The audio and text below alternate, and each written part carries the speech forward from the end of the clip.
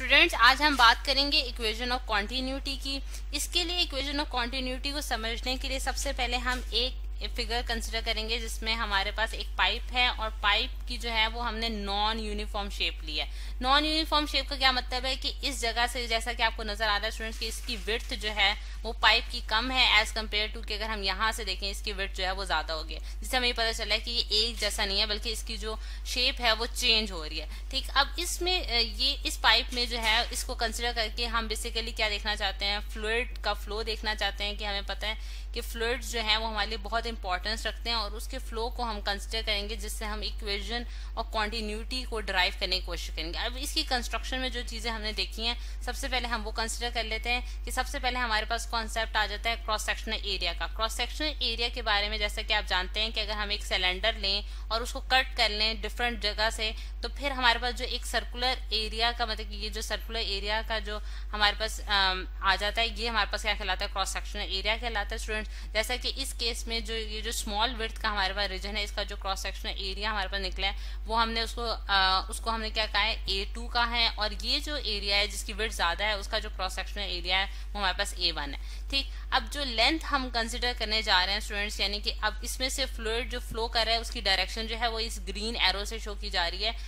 जो कि हमें बता रहा है कि ये यहाँ जो मतलब कि लेफ्ट से राइट की तरफ जो है वो मूव कर रहा है। ठीक है, अब ये लेफ्ट से राइट इसकी जो मोशन दिखाई गई है, यहाँ से हमने यानी कि मतलब कि फ्लूइड को, यानी कि फॉर एग्जांपल हम वाटर ले लेते हैं एज अ फ्लूइड, वाटर का इनटेक यहाँ से किया और यहाँ से वो जो है वो आउट हो रहा है, यानी कि निकल रहा है। ठीक, अगर हम देखें अब कि जो एरिया हमने, मतलब कि जो लेंथ हमने कंसिडर की है इसके लिए, कि जिसको हम इन अंडर कंसिडरेशन लाना चाह रहे हैं, वो उसको हमने क्या किया, डेल्टा L1। अब डेल्टा जो है वो हमारे पास क्या है स्टूडेंट, हमारे पास स्मॉल जो चेंज है उसको शो करता है। डेल्टा जो है वो क्या करता है, यानी कि डेल्टा का जो साइन है हमारे पास वो चेंज के लिए आता है, यानी कि स्मॉल चेंज को शो करने के लिए हम डेल्टा का निशान डालते हैं। अब डेल्टा जो है वो डेल्टा और L1 जो है वो हमारे पास लेंथ को शो कर रहे हैं, यानी कि L जो है वो हमारे पास क्या है, लेंथ है। ठीक है, और लेंथ जो है वो हमने कंसिडर की है, यानी कि इस जो थिकर रीजन के लिए हमने जो लेंथ कंसिडर किया है वो डेल्टा L1 है, और जो स्मॉलर रीजन के लिए हमने लेंथ कंसिडर किया है वो यहाँ से यहाँ तक जो है वो हमने उसको कह दिया वो डेल्टा L2 है।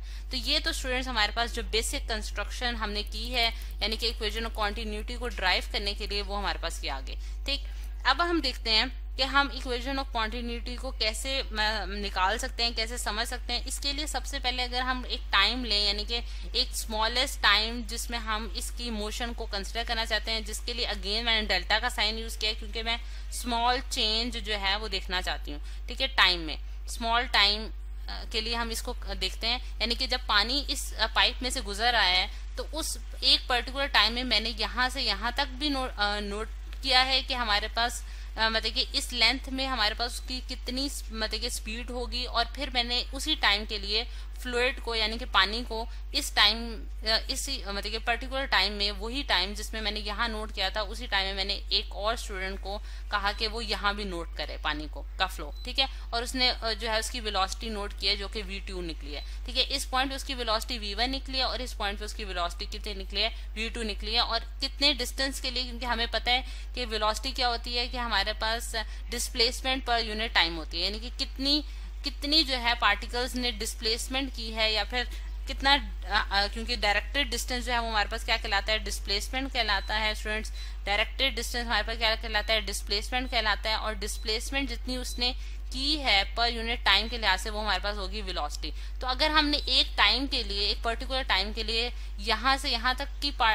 जो पार्टिकल्स मूव किया उनकी वेलोसिटी मेजर की है जो कि V1 आई है, और यहाँ से यहाँ तक की जो वेलोसिटी मेजर की है वो हमारे पास V2 आई है। ठीक, अब ये चीज जो है वो हमने कंसिडर की। अगर मैं डेल्टा M1 देखूं, यानी कि कितना मैथ्स में चेंज आया है फॉर दिस रीजन, यानी कि यहाँ से यहाँ तक में मैथ्स में जितना चेंज आया है, तो मैथ्स की वैल्यू हम कैसे निकाल सकते हैं, ρ1 इंटू V1, और V जो है वो हमारे पास इस केस में क्या है, वॉल्यूम। क्योंकि हमने ये चीज हमने कहाँ से निकाली है स्टूडेंट्स, क्योंकि हमें पता है कि डेंसिटी जो है वो मास पर यूनिट वॉल्यूम होती है, और अगर मैं मास निकालना चाहती हूँ किसी बॉडी का तो मैं क्या कैसे निकालूंगी कि मैं डेंसिटी को मल्टीप्लाई कर दूंगी v से और रो जो है वो डेंसिटी को शो कर रही है यहाँ, ठीक है। तो इस वजह से मैंने मैथ्स के लिए लिखा है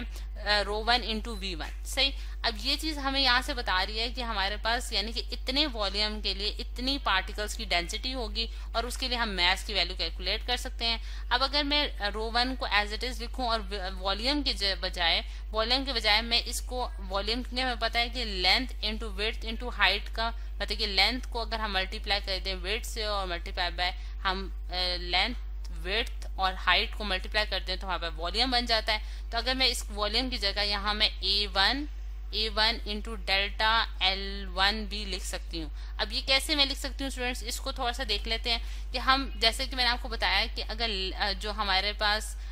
इस केस में ये जो सर्कुलर एरिया है इसमें हमारे पास लेंथ और विड्थ जो है वो एरिया मिला देगी और ये जो हमारे पास हाइट है ये लेंथ कंसिडर की जाएगी। तो इस केस में मैंने इस वजह से यहाँ A1 इंटू डेल्टा L1 लिख दिया है, यानी कि क्रॉस सेक्शनल एरिया को अगर मैं डेल्टा L1 से मल्टीप्लाई कर दूं तो इस केस का वॉल्यूम निकल सकता है। यानी कि सिलेंड्रिकल बॉडी का वॉल्यूम हम कैसे निकाल सकते हैं कि अगर मैं उसकी लेंथ को मल्टीप्लाई कर दूं उसके क्रॉस सेक्शनल एरिया से। तो यहाँ मैंने बिल्कुल वही चीज की है कि मैंने डेल्टा मतलब कि V1 की जगह मैंने ये चीज लिख दी है। अब अगर हम देखें स्टूडेंट्स तो हमारे पास जो वेलोसिटी जो स्टूडेंट ने नोट की यानी कि V1 वेलोसिटी इस एरिया के लिए वो हमारे पास क्या होगी, delta L1 whole divided by delta T, यानी कि वेलोसिटी हमारे पास क्या है, जितनी उसने डिस्प्लेसमेंट की है पर यूनिट टाइम। और अगर मैं यहाँ से डेल्टा L1 की वैल्यू कैलकुलेट करूँ तो मेरे पास वो कितनी आती है, V1 इंटू डेल्टा T। अब ये वैल्यू भी मैं एग्जैक्टली यहाँ जो है पुट कर सकती हूँ और डेल्टा M1 की वैल्यू निकाल सकती हूँ, इन टर्म्स ऑफ वेलोसिटीज निकाल सकती हूँ। जैसे कि मैं यहाँ लिखने जा रही हूँ कि रो1 A1 और डेल्टा L1 की जगह मैं क्या लिख दूंगी, V1 इंटू डेल्टा T। तो स्टूडेंट्स ये मेरे पास डेल्टा M1 की वैल्यू आ गई, ठीक। अब अगर हम देखें एक सेकंड केस जो हम कंसिडर करने जा रहे हैं कि अब दूसरे केस के लिए हम कंसिडर करते हैं। अब उसके लिए मैं यहाँ जरा थोड़ी सी जगह जो है वो कर लेती हूँ कि मतलब कि अगर मैं यहाँ मेरे पास थोड़ी सी जगह स्पेस हो जाए ताकि मैं ये चीज जो है वो लिख सकूं। अब अगर हम देखें तो हमारे पास यहाँ जो है इसको थोड़ा सा रब कर लेते हैं और यहाँ जगह बना लेते हैं स्टूडेंट्स। अब अगर हम देखें तो हमारे पास जो सेकंड केस है यानी कि सेकंड जो बार है जिसका विड्थ हमारे पास कम है, जिसकी विड्थ हमारे पास कम है, उसके लिए अब अगर हम यही चीज निकालना चाहते हैं यानी कि डेल्टा M2 की वैल्यू मैं निकालना चाहती हूँ तो मेरे पास क्या आएगी, रो2 V2, ठीक है। यानी कि डेंसिटी ऑफ दिस मतलब कि इतना इस पार्टिकल्स की डेंसिटीज और उनका वॉल्यूम यानी कि यहाँ से यहाँ तक का वॉल्यूम। और वॉल्यूम क्योंकि हमें सिलेंड्रिकल बॉडी का पता है कि हम किस तरह से निकाल सकते हैं कि अगर मैं उसके क्रॉस सेक्शनल एरिया को मल्टीप्लाई कर दूं उसकी लेंथ से तो हमारे पास जो है वो उसका वॉल्यूम आ जाएगा। और इसी तरह से अगर मैं उसकी इस यानी कि मैस को इन टर्म्स ऑफ मतलब कि वेलोसिटी की टर्म्स में निकालना चाहती हूँ तो V2 इंटू डेल्टा T कर दूंगी, ठीक है। जिस तरह से हम जानते हैं कि डेल्टा L2 जो है वो हमारे पास क्या है कि हमारे पास V2 जो है वो हमारे पास क्या है, delta L2 divided by delta T। तो डेल्टा L2 की वैल्यू जो है वो मैंने यहाँ से कैलकुलेट कर ली है, ठीक। और ये वाली वैल्यू मैंने यहाँ पुट कर दी। तो इससे मुझे ये पता चल गया कि मेरे पास ये दो मैसेज की वैल्यूज आ गई हैं जो कि एक ये है हमारे पास इक्वेशन 2 से मैं कह देती हूँ और ये मेरे पास इक्वेशन 1 है। अब अगर हम देखें स्टूडेंट्स जिस तरह से पिछले केस में मैंने आपको बताया था कि जब हमने फ्लूइड्स की कोई भी प्रॉपर्टीज डिस्कस करनी है तो हम उसके लिए हम दो चीजें कंसिडर करते हैं। एक ये कि हम उसको इनकम्प्रेसिबल लेते हैं, ठीक है। इनकम्प्रेसिबल मैं यहाँ लिख भी देती हूँ कि वो इनकम्प्रेसिबल होना चाहिए। दूसरा ये होना चाहिए कि वो स्टेडी फ्लो कर रहा हो, यानी कि उसमें जो फ्लो है पार्टिकल्स की वो स्ट्रीमलाइन फ्लो हो, यानी कि उसके एक पार्टिकल जो पाथ फॉलो कर रहा है वो ही दूसरा पार्टिकल भी पाथ फॉलो करेगा, ठीक है। और तीसरी चीज हमने ये कंसिडर की थी कि हमारे पास वो जो है उसकी जो विस्कोसिटी है वो नॉन विस्कस हो, यानी कि उसके दो लेयर्स के दरमियान जो है वो रेजिस्टेंस ना हो, यानी कि फ्रिक्शनल फोर्स एग्जिस्ट ना करती हो। तो अगर इन्हीं चीजों को कंसिडर करके हम देखें तो मेरे पास क्या होगा स्टूडेंट्स कि ये दोनों मैसेज की वैल्यू सेम आ जाएगी। क्योंकि अगर हम देखें तो ये यानी कि जो पार्टिकल्स यहाँ से यहाँ तक मूव कर रहे हैं, यानी कि जितना मैस यहाँ से यहाँ तक मूव कर रहा है एक पर्टिकुलर टाइम में उतना ही मैस यहाँ से यहाँ तक मूव कर रहा है, क्योंकि उसमें ना तो वो विस्कस है ना उसमें स्ट्रीमलाइन फ्लो भी है और वो इनकम्प्रेसिबल भी है। सॉरी यहाँ इनकम्प्रेसिबल लिखना था। तो इस वजह से सेम जो मैस है वो मूव किया होगा। तो इसलिए हम कहते हैं कि यहाँ से डेल्टा M1 जो है वो डेल्टा M2 के बराबर होगा, जो कि नेक्स्ट पेज में करने लगी हूँ। डेल्टा M1 जो है वो डेल्टा M2 के बराबर होगा, ठीक। अगर हम अब इसमें वैल्यूज पुट करें, यानी कि जो वैल्यूज हमने पिछले पेज पे निकाली थी वही वैल्यूज मैं यहाँ पुट करने जा रही हूँ। Rho 1 A1 V1 delta T is equal to rho 2 A2 V2 into delta T। ठीक, ये चीज जो है ये इसके साथ जो है वो कंबाइन कर दी गई है। अब अगर हम देखें तो ये दोनों वैल्यूज जो हैं इसके जरिए हमने यानी कि मैसेज को जो इक्वल किया है वो हमने बताया है कि इनकम्प्रेसिबल था, इस स्ट्रीमलाइन फ्लो था स्टूडेंट, तो इस वजह से हमने इनके मैसेज को जो है वो इक्वल कर दिया। अब अगर हम देखें तो यहाँ से हमारे पास जो है यहाँ से ये हमारे पास एक इक्वेशन बनी है जो कि हमने निकाली है। अब अगर हम देखें तो इस केस में हमारे पास डेल्टा टी जो है वो डेल्टा टी से कैंसल अप हो जाएगा, ठीक है, क्योंकि हमने एक सेम टाइम के लिए दोनों मैसेज की वैल्यूज जो है वो कैलकुलेट की थी। तो इस वजह से हमारे पास रो 1 A1 V1 जो है वो इक्वल आ गया रो 2 A2 V2 के। ठीक, अब ये चीज हमारे पास बन गई। और एक जो आखिरी चीज जो हम इसमें देखना चाह रहे हैं स्टूडेंट्स वो हमारे पास ये है कि अगर हम देखें कि हमारे पास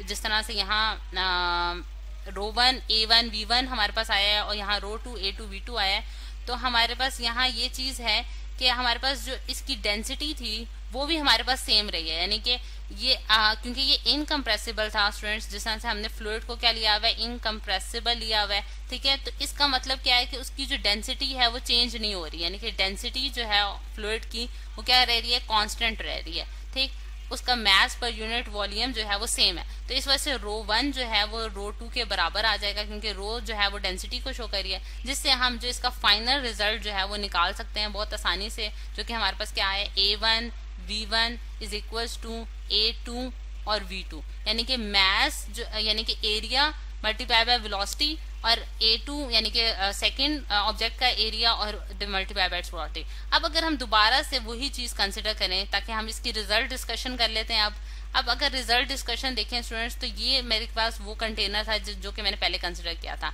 यानी कि यहाँ हमारे पास एरिया जो था वो ज्यादा था, क्रॉस सेक्शनल एरिया यहाँ हमारे पास क्या था, ज्यादा था। और यहाँ जो क्रॉस सेक्शनल एरिया था, यहाँ जो क्रॉस सेक्शनल एरिया था इसे मैंने A1 लिया था, और ये जो मेरे पास क्रॉस सेक्शनल एरिया था ये मेरे पास क्या था, A2। ठीक है, अगर हम देखें तो इक्वेशन ऑफ कॉन्टिन्यूटी, यानी कि ये जो हमारे पास इक्वेशन ऑफ कॉन्टिन्यूटी आई है ये हमें क्या बता रही है कि हमारे पास जब A1 यानी कि एरिया और क्रॉस सेक्शनल ज्यादा होगा तो उस केस में जो हमारी वेलोसिटी होगी, यानी कि पार्टिकल्स की जो वेलोसिटी होगी, यानी कि फ्लूइड की जो वेलोसिटी है, इन अदर वर्ड्स वो हमारे पास क्या हो जाएगी, कम हो जाएगी। और A2 जो है